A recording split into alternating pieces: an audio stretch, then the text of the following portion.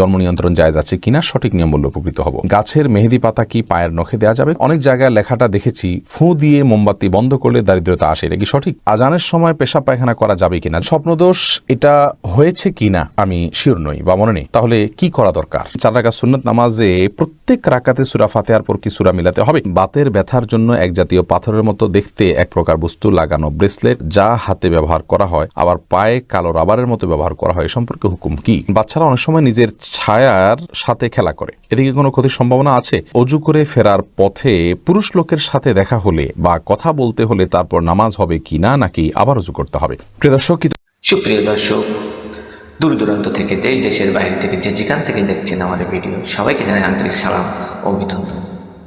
দেখেন, আমরা অনেকে অনেক রকম ভুল ধারণা নিয়ে বিভ্রান্ত হয়ে যায়, যার কারণে আজকে আমাদের শায়েখ আহমদুল্লাহ তিনি এই প্রশ্নের উত্তর দিয়েছেন। আপনাদের কাছে শুনতে কেমন লাগবে আমি জানি না। যেরকম জন্ম নিয়ন্ত্রণ, অর্থাৎ আমরা যে বাচ্চাগুলোর জন্ম দিয়ে থাকি, অনেকে এগুলাকে ওষুধের মাধ্যমে, কেউ মনে করেন যে ইঞ্জেকশনের মাধ্যমে এগুলো নিয়ন্ত্রণ করেন। তা আসলে এর সঠিক পদ্ধতি কোনটা? হাদিসের বর্ণনায় কোনটা কি বলে যে আসলে এটা নিয়ন্ত্রণ করা কি জায়েজ না, এই বিষয় ভিত্তি করে নিয়েই শায়েখ আহমদুল্লাহর কিছু গুরুত্বপূর্ণ প্রশ্নের উত্তর। তো চলুন আমরা দেরি না করে ওনার মুখ থেকে শুনে আসি যে আমরা আসলে এই জন্ম এটা কিভাবে নিয়ন্ত্রণ করা যাবে কি যাবে না। এর মধ্যে যে সমস্ত প্রশ্ন আমাদের সামনে চলে এসেছে তার মধ্যে থেকে প্রথম যে প্রশ্নটি আমি দেখতে পাচ্ছি তা হলো, কাজী রিয়াদ আপনি জানতে চেয়েছেন বাচ্চারা অনেক সময় নিজের ছায়ার সাথে খেলা করে, এদিকে কোনো ক্ষতির সম্ভাবনা আছে? না, বাচ্চারা নিজের ছায়ার সাথে খেলা করলে এর জন্য বিশেষ কোনো ক্ষতির কথা আছে বলে আমার জানা নেই। শারমিন আখতার আপনি জানতে চেয়েছেন স্বপ্নদোষ এটা হয়েছে কিনা আমি শিওর নই বা মনে নেই, তাহলে কি করা দরকার? শুধু স্বপ্নে দেখেছেন কিন্তু কোনো ভিজা বা স্বপ্ন দোষের মাধ্যমে বীর্যপাত হয়েছে এরকম কোনো আলামত যদি আপনি না দেখেন তাহলে সেক্ষেত্রে আপনার গোসল ফরজ হয়নি। আপনি স্বপ্নে দেখেছেন বীর্যপাত হয়েছে, বাস্তবে বীর্যপাতের কোনো আলামত যদি খুঁজে না পান তাহলে আপনাকে গোসল করতে হবে না। মেহনাজ পারভিন আপনি জানতে চেয়েছেন অনেক জায়গায় লেখাটা দেখেছি ফু দিয়ে মোমবাতি বন্ধ করলে দারিদ্রতা আসে, এটা কি সঠিক? এটি কুসংস্কার। ফু দিয়ে মোমবাতি বন্ধ করা জায়েজ না, ফু দিয়ে মোমবাতি বন্ধ করলে দারিদ্রতা আসে এরকম কোনো বিশ্বাস রাখা জায়েজ নেই। দারিদ্রতার সাথে এগুলোর কোনো সম্পর্ক নেই, এগুলো কুসংস্কার, এমনটি বিশ্বাস করা যাবে না। এটি বিশ্বাস ছোট শিরকের অন্তর্ভুক্ত হবে। বরং ফু দিয়ে মোমবাতি নেভাতে গেলে যদি আগুন ডানে বামে ছড়াতে পারে সে ভয় থাকে তাহলে ফু দিবেন না, হাত দিয়ে নেভাবেন, সেটি ভিন্ন বিষয়, কিন্তু এর কারণে দারিদ্রতা আসে এরকম কথা সঠিক নয়। সফিবুর রহমান আপনি জানতে চেয়েছেন সুন্নত পদ্ধতিতে গোসল করার জন্য প্রথমে অজু করলাম, তারপরে সারা দেহে সাবান মেখে গোসল করলে আবার কি অজু করতে হবে? না, এরপরে আর অজু করার প্রয়োজন নেই। তো অনেক ওলামায়ে কেরামের মতে লজ্জাস্থান সরাসরি স্পর্শ করলে অজু ভেঙে যায়। তাদের মত অনুযায়ী আপনি লজ্জাস্থান, এমনিতে গোসলের সুন্নাহ পদ্ধতি হলো যে আগে লজ্জাস্থানে কোনো ময়লা নাপাক থাকলে সেগুলোকে আগে ভালো করে ধুয়ে ফেলা, এরপরে পুরো শরীর ধোবেন, তাহলে সেক্ষেত্রে আর লজ্জাস্থানে সরাসরি স্পর্শ করবে না। তবে লুঙ্গি ইত্যাদির মাধ্যমে স্পর্শ করলে কারোর মতেই অজু ভঙ্গ হবে না। মিতা নাহিদ আপনি জানতে চেয়েছেন কিছুদিন আগে আমার বাচ্চা হয়েছে, বাচ্চা হওয়ার কতদিন পর আমি নামাজ পড়তে পারবো বলে উপকৃত হব? বোন মিতা, বাচ্চা হওয়ার পর ব্লিডিং যতদিন চলবে ততদিন আপনি নামাজ পড়বেন না। ব্লিডিং শেষ, তখন থেকে আপনি নামাজ পড়বেন। এটাকে নেফাস বলা হয়। নেফাস বা সন্তান প্রসব পরবর্তী যে ব্লিডিং, এই ব্লিডিং শেষ হয়ে গেলে আপনাকে সালাত আদায় করতে হবে। তবে ব্লিডিং এর সর্বশেষ সীমা হলো 40 দিন। 40 দিন পর্যন্ত যদি ব্লিডিং বন্ধ না হয় তাহলে 40 দিনের পরে ব্লিডিং থাকলেও আপনি সালাত আদায় করবেন। তানিয়া ইসলাম আপনি জানতে চেয়েছেন অজু করে ফেরার পথে পুরুষ লোকের সাথে দেখা হলে বা কথা বলতে হলে তারপর নামাজ হবে কিনা নাকি আবার অজু করতে হবে? না বোন, কোনো পুরুষ লোকের সাথে অজু করার পর যদি দেখা হয় বা কথা হয় তাতে আপনার অজু ভঙ্গ হবে না। অজু ভঙ্গ হওয়ার সাথে এর কোনো সম্পর্ক নেই। কেউ যদি অজু করার পর কোনো পুরুষের সাথে অন্যায়ভাবে দেখা দেন, হারামভাবে দেখা দেন, হারাম কথা বলেন, তাহলে ঠিক গুনার কারণ হবে, ভিন্ন কথা, কিন্তু এর ফলে অজু ভঙ্গ হবে না। অজু ভঙ্গ হওয়ার সাথে অজু ভঙ্গকারী বিষয়গুলোর সম্পর্ক, যেমন অপবিত্র কোনো কিছু শরীর থেকে বের হলো কিনা, ঘুমালেন কিনা, অজু ভঙ্গের কোনো কারণ পাওয়া গেল কিনা, এর সাথে হলো অজু ভঙ্গের সম্পর্ক। সোহেল রানা সুজন আপনি জানতে চেয়েছেন বাতের ব্যথার জন্য এক জাতীয় পাথরের মতো দেখতে এক প্রকার বস্তু লাগানো ব্রেসলেট যা হাতে ব্যবহার করা হয় আবার পায়ে কালো রাবারের মতো ব্যবহার করা হয়, সম্পর্কে হুকুম কি?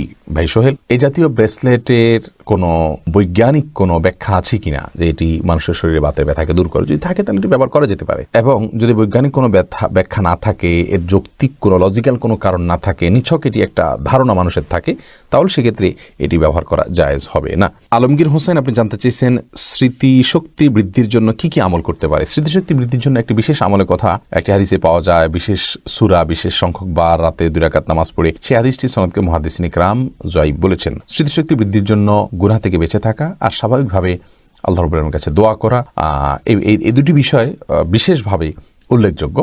আর নির্দিষ্ট করে বিশুদ্ধ হাদিসে স্মৃতিশক্তি বৃদ্ধির জন্য কোনো আমলের কথা বলা হয়েছে বলে আমাদের জানা নেই। তমা আহমেদ জানতে চেয়েছেন আজান দেওয়ার সাথে সাথে নামাজ পড়া যাবে নাকি আজান শেষে পড়তে হবে?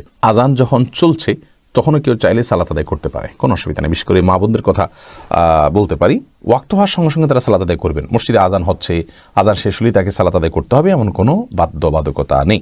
পুরুষরা তো আজান শেষে জামাতের অপেক্ষা করবেন, তারপর সালাত আদায় করবেন। যদি কোনো কারণে তিনি জামাতে সামিল হওয়ার সুযোগ না থাকে, একা একা তাকে পড়তে হয়, তাহলে আজান চলাকালীন সালাত আদায় করলে সালাত হয়ে যাবে। ওসমান গনি আপনি জানতে চাইছেন আজানের সময় পেশাব পায়খানা করা যাবে কি না? যাবে, কোনো অসুবিধা নেই। আজান হলে ওই সময় পেশাব পায়খানা করা যাবে না বা দুনিয়াবে নির্দিষ্ট কোনো কাজ করা যাবে না, এরকম কোনো কথা কোরআন হাদিসে কোথাও বলা হয়নি। তবে হ্যাঁ, আজান সময় অবশ্যই আপনি আজানের জবাব দেওয়া উত্তম এবং ভালো। যদি পারেন মুখে জবাব দিবেন, আর না দিলেও কোনো গুনাহ হবে না। অর্থাৎ মুয়াজ্জিন যা বলছেন সাথে সাথে তা বলছেন, আপনি এর পাশাপাশি অন্য কোনো কাজ করছেন। তবে হ্যাঁ, আপনি টয়লেটে যদি থাকেন সেখানে তো আপনি আল্লাহর নাম নিতে পারবেন না বা নেওয়া উচিত হবে না, যার কারণে আজানের জবাব আপনি সেখানে দিবেন না।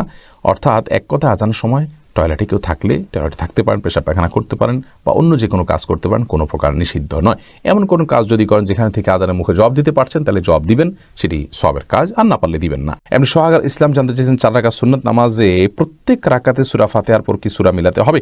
সুন্নত নামাজ হলে প্রত্যেক রাকাতে মিলাবেন। আরিফিন আহমেদ সাগর আপনি জানতে চেয়েছেন চিংড়ি মাছ খাওয়া জায়েজ হবে কিনা? জি, চিংড়ি মাছ খাওয়া জায়েজ আছে। এটাকে একসময় আলেমরা মাকরুহ বলতেন, এখন কেউই এটাকে আর মাকরুহ বলেন না, কারণ এটিও এক প্রকারের মাছ, যার কারণে এটি সম্পূর্ণ জায়েজ এবং হালাল। হালিমা বেগম জানতে চেয়েছেন গাছের মেহেদি পাতা কি পায়ের নখে দেওয়া যাবে? কোনো অসুবিধা নেই। অনেকে মনে করেন যে মেহেদি পাতা পায়ে দেওয়া যাবে না, যেটি দাড়িতে দিতে হয়, চুলে দিতে হয়, এমন কোনো কথা নেই।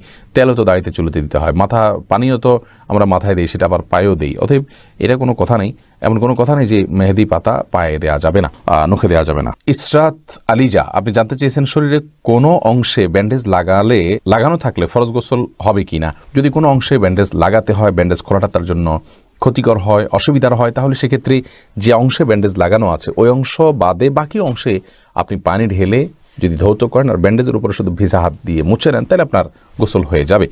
আর যদি ব্যান্ডেজটা এরকম জায়গায় হয়, কথার কথা পেটে বড় করে ব্যান্ডেজ আছে, তাহলে সেক্ষেত্রে আপনি উপরের অংশে কোনোভাবে পানি দিতে পারছেন না, দিলেই ব্যান্ডেজ ভিজে যাবে, তাহলে সেক্ষেত্রে আপনি অবশ্যই তায়াম্মুম করে সালাত আদায় করতে পারবেন। যে প্রশ্নে আমি দেখতে পাচ্ছি নাসরিন আক্তার চাঁদনী আপনি জানতে চেয়েছেন সোনা দিয়ে কি দেনমোহর শোধ করা যায়? যে কোনো কিছু দিয়েই দেনমোহর শোধ করা যেতে পারে। শাহান রাফসান আপনি জানতে চেয়েছেন নামাজের মধ্যে মুখে যদি দাঁতের ভেতর থেকে কোনো কিছু খাবার বের হয় তাহলে কি নামাজ হবে?